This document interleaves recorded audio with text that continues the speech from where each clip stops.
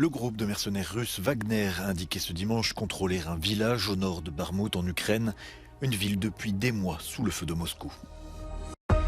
Les séismes qui ont frappé la Turquie et la Syrie ont fait plus de 28 000 morts selon un dernier bilan. Dans le sud du pays, les autorités organisent à la hâte les funérailles. Cérémonie des Goya en Espagne, le film Asbestas a remporté 9 récompenses, dont celle du meilleur acteur qui revient au français Denis Ménochet. Le chef du groupe russe de mercenaires Wagner prétend s'approcher de sa cible dans l'est de l'Ukraine. Selon Evgeny Prigojine, ces hommes auraient pris le contrôle de Krasna Hora, une localité à quelques kilomètres au nord de Bakhmout, la ville symbole qu'ils cherchent à conquérir depuis plusieurs mois. L'armée russe tente d'encercler Bakhmout, elle met toutes ses forces dans cette offensive. Elle a déjà réussi à couper plusieurs routes stratégiques pour le ravitaillement des troupes ukrainiennes. D'après les services de renseignement britanniques, cette bataille est extrêmement coûteuse en vie humaine. Moscou subit des pertes inédites depuis 2 semaines. Londres estime que les Russes perdent en moyenne, chaque jour, 824 combattants. La Russie a tiré vendredi une salve de missiles sur l'ensemble du territoire ukrainien. Elle a fait 12 blessés, la plupart à Kharkiv.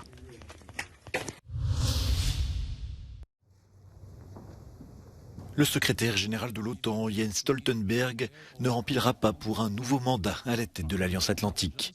Il a fait savoir ce dimanche ne pas vouloir continuer au-delà du 30 septembre, date butoir qui avait déjà été repoussée de 18 mois en mars 2022 lors du déclenchement de la guerre en Ukraine. L'ex-premier ministre norvégien de 64 ans est à la tête de l'organisation depuis octobre 2014. Ces 9 années auront en grande partie été marquées par le conflit entre la Russie et l'Ukraine.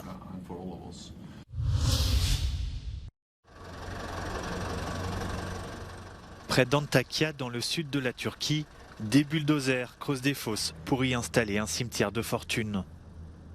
Un peu moins d'une semaine après le puissant séisme qui a fait au total plus de 28 000 morts, les habitants s'organisent avec les moyens du bord pour rendre un dernier hommage aux victimes. Plus de 2000 personnes ont déjà été enterrées ici.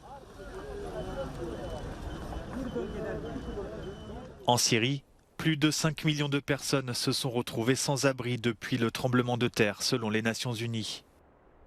L'accès à l'aide internationale est rendu compliqué par près de 12 ans de guerre civile et par les sanctions infligées au régime de Bachar al-Assad. Comme en Turquie, les recherches pour trouver des survivants dans les décombres se poursuivent.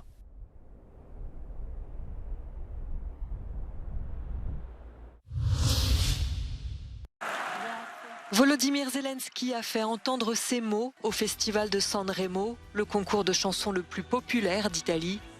Une lettre du président ukrainien a été lue lors de la grande finale. L'Ucraina sicuramente vincerà questa guerra. Vincerà insieme al mondo libero.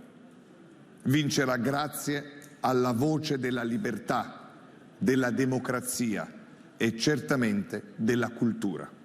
Côté chanson, c'est Marco Mengoni qui représentera l'Italie à l'Eurovision.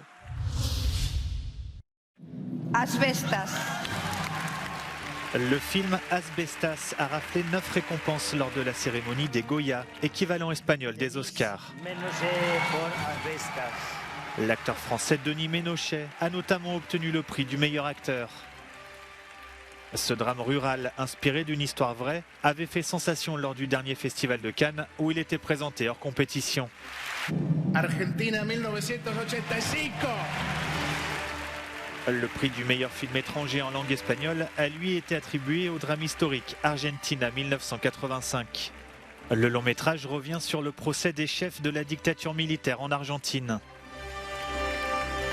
Cette 37e cérémonie des Goya a aussi été l'occasion de rendre hommage au réalisateur espagnol Carlos Saura, décédé vendredi à l'âge de 91 ans.